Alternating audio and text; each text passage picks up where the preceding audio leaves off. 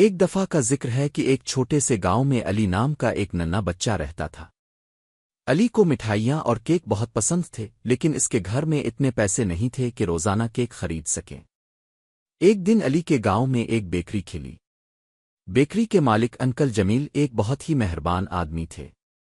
ان کی بیکری میں خوشبودار کیک، پیسٹریاں اور کوکیز سجی ہوئی تھیں۔ علی روز بیکری کے باہر سے گزرتا اور شوکیس میں رکھے رنگ برنگے کیک دیکھتا، لیکن وہ خرید نہیں سکتا تھا۔ ایک دن انکل جمیل نے علی کو بیکری کے باہر کھڑے دیکھا۔ انہوں نے مسکرا کر کہا، بیٹے کیا تم کیک پسند کرتے ہو؟ علی نے شرمیلے انداز میں سر ہلایا۔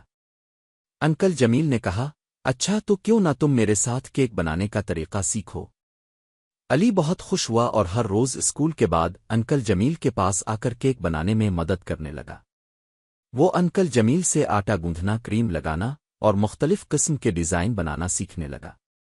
ایک دن انکل جمیل نے علی کو کہا، آج تمہاری محنت کا انعام ملے گا۔ یہ کیک تم نے بنایا ہے، یہ تمہارا ہے۔